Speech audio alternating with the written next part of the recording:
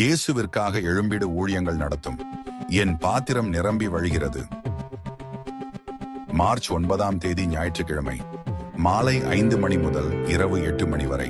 தேவ செய்தி சுவிசேஷகர் ஜி. நிஷாந்த். இடம் எண் 24, காஞ்சி முனுசாமி தெரு, VOC நகர், பம்மல், சென்னை 75, BP மருத்துவமனை அருகில். தொடர்புக்கு 9791028855 மற்றும் 7448754484. அனைவரையும் அன்புடன் அழைக்கிறோம். வாருங்கள், பங்கு பெறுங்கள். கர்த்தருக்குள் அன்பான தேவ பிள்ளைகளே, ஆண்டவரும் இரட்சகருமாகிய இயேசுவின் நாமத்தில் உங்களுக்கு என் அன்பின் வாழ்த்துதலை தெரிவிக்கிறேன். இந்த நல்ல நாளிலேயும் நீதிமொழிகள் 19வது அதிகாரம் அவனுடைய 26வது வசனத்தை வாசிக்கிறேன். தன் தகப்பனை கொள்ளையடித்து தன் தாயை துரத்து விடுகிறவன் லட்சையையும் அவமானத்தையும் உண்டாக்குகிற மகன் என்று எழுதியிருக்கிறத பார்க்க முடியும். இன்னைக்கு என் மெசேஜோடைய தலைப்பு என்ன தெரியுமா? ஒரு அப்பா அம்மாவுடைய நிலைமைன்னு பேச விரும்புகிறேன். இதை நான் சந்தோஷமுள்ள இருதயத்தோடு பேசாமல் கனத்த இருதயத்தோட நான் பேசுகிறேன். நிறைய வீட்டில் அப்பாவை ஒரு மனுஷனாவே யாரும் மதிக்கிறது இல்லை. அப்பாவையே மதிக்காத போது அம்மாவை சுத்தமாக மதிக்காத நிறைய பிள்ளைகளை பார்க்கிறேன். வயத்தை கட்டி வாயை கட்டி நான் கஷ்டப்பட்டாலும் பரவாயில்ல, என் பிள்ளைங்க நல்லா இருக்கணும்னு சொன்ன தகப்பனும் தாயினுடைய நிலைமை இன்னைக்கு ஐசியூவாடை விட ரொம்ப மோசமாக இருக்குது. தேவ பிள்ளையே, இன்னைக்கு பெற்ற பிள்ளைகள் தன்னுடைய தகப்பனையும் தாயும் பார்க்குறாங்களான்னு கேட்டால் கொஞ்சம் சந்தேகம்தான். அப்படி பார்த்தாலும் எதுக்காக பார்க்குறாங்க தெரியுமா? வேதவசனம் எழுதியிருக்கு பாருங்க. தகப்பனை கொள்ளையடித்து அப்படின்னா என்னது? அப்பாவுடைய சொத்துக்காக பார்க்குறாங்க, அப்பாவுடைய பென்ஷனுக்காக பார்க்குறாங்க. ஆனால் இதையெல்லாம் அவர் உனக்கு தருவார். ஆனால் அவர் மேலே அன்பு இருக்கா உனக்கு? நிறைய பேர் சொல்கிறாங்க, இந்த கிழடு செத்து தொலைய மாட்டுக்கான்னு. எல்லாவனுக்கும் சாவு வருது, இவனுக்கு சாவு வர மாட்டுக்குன்னு.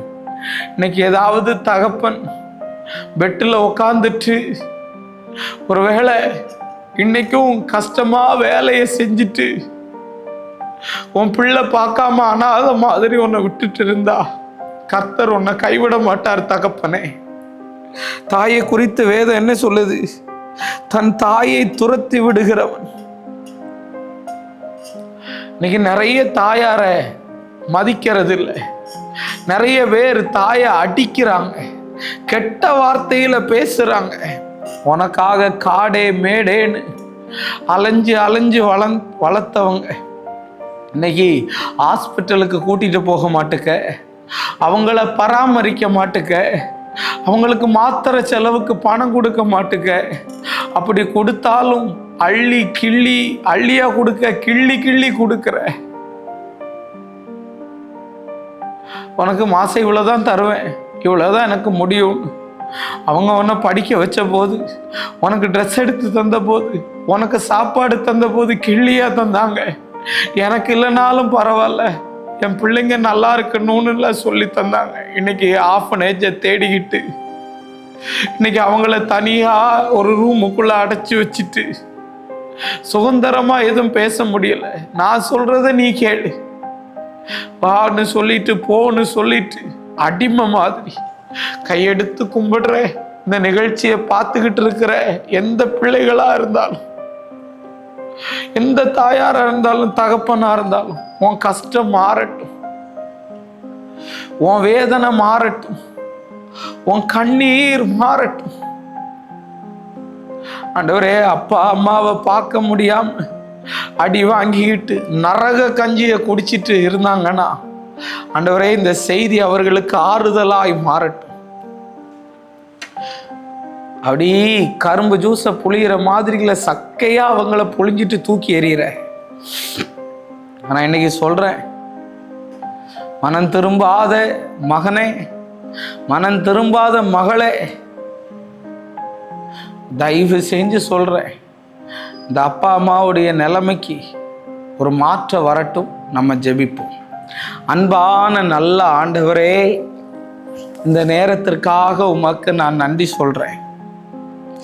எந்த தகப்பனாவது, எந்த தாயாவது இந்த செய்தியை பார்த்துட்டு ஆண்டவரே மனவேதனையில் இருந்தா, அந்த பிள்ளைகளுக்கு சகலவிதமான ஆறுதலை தருகிற ஆண்டவர் ஆறுதலை கொடுக்கும்படியாய் ஜெபம் பண்றேன். உம்முடைய கிருபை இறங்கட்டும். இயேசுவின் நாமத்தில் வேண்டுகிறேன் நல்ல பிதாவே. ஆமேன், ஆமேன், ஆமேன். God bless you. கர்த்தர் உங்களை ஆசீர்வதிப்பார்.